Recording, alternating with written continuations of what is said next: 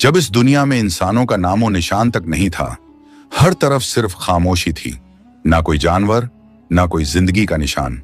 उस वक्त एक दिन अल्लाह रब्बुल आलमीन ने अपने तमाम फरिश्तों को हुक्म दिया, ऐ मेरे फरिश्तों, मेरे अर्श अजीम के करीब सब इकट्ठा हो जाओ।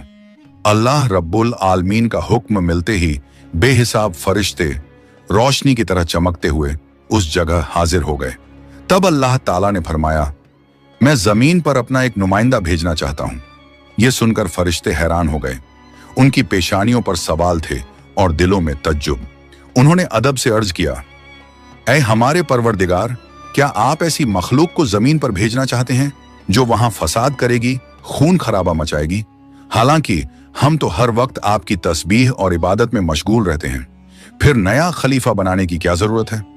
उनकी बात सुनकर अल्लाह रब्बुल आलमीन ने फरमाया, ऐ मेरे फरिश्तों, मैं वो जानता हूं जो तुम नहीं जानते। कौन मेरी इबादत करेगा और कौन नाफरमानी, इसका इल्म सिर्फ मेरे पास है। मैंने तुमसे मशवरा नहीं मांगा, सिर्फ बताया है। अल्लाह ताला की ये बात सुनते ही फरिश्तों के दिल कांप उठे। उन्होंने अपनी गलती महसूस की और फौरन तौबा कर लिया। फिर सजदे में गिरकर अल्लाह से माफी मांग ली। फिर अल्लाह ताला ने अपने 4 अजीम फरिश्तों को बुलाया, हजरत जिब्राइल, हजरत मिकाइल, हजरत इसराफील और हजरत इजराइल अलैहिस्सलाम। हुक्म मिलते ही अल्लाह रब्बुल आलमीन की बारगाह में हाजिर हुए। सबसे पहले अल्लाह ने हजरत जिब्राइल अलैहिस्सलाम को हुक्म दिया, ऐ जिब्राइल, जमीन पर जाओ और वहां से एक मुट्ठी मिट्टी लेकर आओ, जिससे मैं अपना खलीफा पैदा करूंगा। हजरत इजराइल अलैहिस्सलाम जमीन पर तशरीफ लाएं और मिट्टी उठाने लगे, मगर मिट्टी रोने लगी। गिड़गिड़ाकर बोली, ऐ जिब्राइल, मुझे कहां ले जा रहे हो? जिब्राइल अलैहिस्सलाम ने फरमाया, मैं तुम्हें अल्लाह के पास ले जा रहा हूं।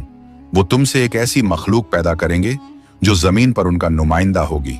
ये सुनते ही मिट्टी और ज्यादा रोने लगी और बोली, ऐ जिब्राइल, मुझे मत ले जाओ।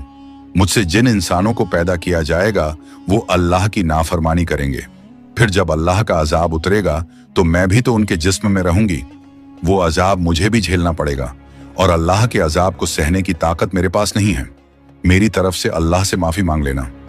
मिट्टी की यह दर्द भरी पुकार सुनकर हजरत जिब्राइल अलैहिस्सलाम खाली हाथ वापस लौट आए और अल्लाह के दरबार में जाकर पूरी बात बयान कर दी।